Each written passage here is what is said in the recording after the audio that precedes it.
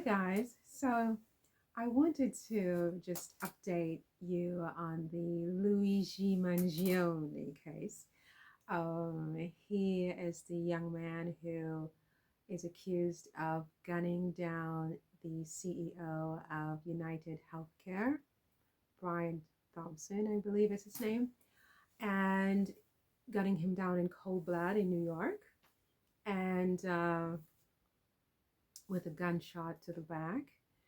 And then he, the whole story, he escaped to Pennsylvania, where he was arrested. He was seen in a McDonald's, and someone basically turned him into the police. And he was there for a few days, if not a couple of weeks. And there was some debate about whether he would be extradited to New York. His lawyer, Tim Hickey, at the time was sort of making it sound like he would be fighting the extradition, but it seems like that's pretty routine in a case like this, is to extradite him to the situs of the actual main crime with which he was accused. And we also know that the New York prosecution, is he the DA, Alvin Bragg in New York? He has since charged Mr. Mangione with first degree murder, which is an upgrade from second degree murder. And he's also charging him with, I think, one count of terrorism, which is a special sort of, type of crime that would expose Mr. Mangione to life in prison if he's convicted. We also know that the public support for Mr. Mangione has been overwhelming. He has lots of fans, people who are saying, free him, he shouldn't be held to account for his actions, because the reason that he did it, which I guess is based on a manifesto that was found, as well as notes in his possession, was because he really feels that a lot of these CEOs are parasites. They are creaming the American people, especially within the context of insurance, because some of the casings on the bullets that were found said defend, delay, and depose, or something like that. And so he did it. The reasons that they are saying that he did it, and he's saying that he committed this crime, this murder, was because of the American people. And so what was interesting lately, the one little point that's new that I wanted to update you on, is what his mother is alleged to have said when the police contacted her initially to tell her that her son was a person of interest in the case. This was before he was apprehended in Pennsylvania. And so they contacted family members, obviously. I guess that's routine in this kind of case. And, spoke with his mom.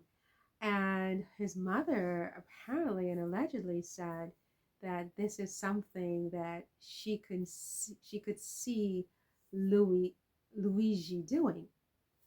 This is before they had apprehended Luigi. He was still at large, but they were looking for him. I mean, the mom had what's the word I would use here? She had filed a missing persons report for him just a couple of weeks before he committed this crime, because she hadn't spoken with him since July. And so she had filed a missing persons report for him in San Francisco, even though apparently he's really living in Honolulu, Hawaii. It's very convoluted. But when the cops contacted her, and they are a well-to-do family who are very well positioned in the society apparently, she said that it's something that she could see her son doing. I don't know about you, but I find that to be very, very peculiar, what she said. um, it sort of suggests that Louis is known in the family as someone who, is prone to violent outbursts, for one thing. Someone who's capable of being a sort of more than even a vigilante, because he has this sort of vigilante status in society right now. I mean, people have raised over $100,000 to contribute to his legal defense fund. And so he's really very much admired. He's almost like a hero status, hero worshipped right now in certain circles. Um, but what his mom said, I mean, and I don't know about you, but to me, it's very, very, very interesting. Not in a good way or a bad way, just interesting in general. I mean, what does she mean by that? That this is something that she could see him doing? Did she have um, prior knowledge that? Did he say to her, for example, he would do something like this? And if he did, would she have then had any legal responsibility to disclose that to authorities before he did that? I mean, in other words, could she be in any kind of trouble if they can show that she somehow knew beforehand that he was prone to this type of outburst? Because she said this is something that she could see him doing, right?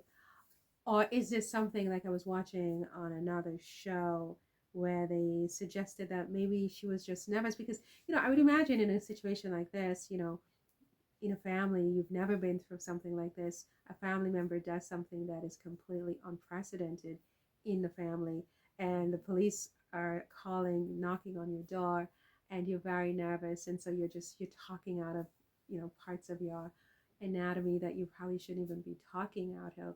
And you're just saying things that are so incriminating and so bizarre. It could be that as well, as well as it could really be that she's suggesting anyway that her son um, is just prone to this type of behavior. I mean, I don't know, but to me, it was one of the most interesting things that has occurred so far, in the case. I mean, many interesting things have occurred, but this is definitely up there with one of the most interesting things. And we know that he also has the same law firm that represents Sean Diddy Combs is representing Mr. Mangione. I think the wife um, is representing Friedman Agnifilo. What's her first name? Is it Karen? Karen Friedman Agnifilo is representing him. She's the wife of Mark Agnifilo, who's representing Sean Diddy Combs in this very high-profile case as well. So it's a law firm that is very well respected in New York in general, and most experts are saying that they expect him to go for the insanity defense, and chances are, I mean, it will work in his case. And other people are suggesting, certainly people who are sort of hero worshiping him, that the jury should nullify the verdict, like no matter what evidence they have on him, to basically find him not guilty. So I don't know. What do you guys think about that? All of the different parts, but certainly what his mother said, that this is something that she could see her son doing. I mean, what do you think? How should we all, as a society, interpret that? I mean, it's just kind of, you know, an interesting thing, I think, for her to have said. But anyway, I think that's all for this one. I want to move on to the next one. So thank you for listening. If you're not yet subscribed to my YouTube channel, definitely go ahead right now and hit that subscribe button. It's just one click and it's free. As who says that? I think it's oh my gosh, what's his name? One of my favorite YouTubers. He says that all the time. Murad Morelli. He says that all the time. It's just one click. go ahead and help us get to 10,000 subscribers. And it's not enough just to subscribe. It's not enough. I'm very greedy. I want more.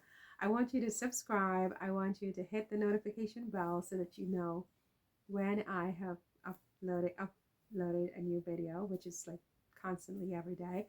I want you to hit the thumbs up because that helps with the algorithms. I want you to share the video. That helps even more.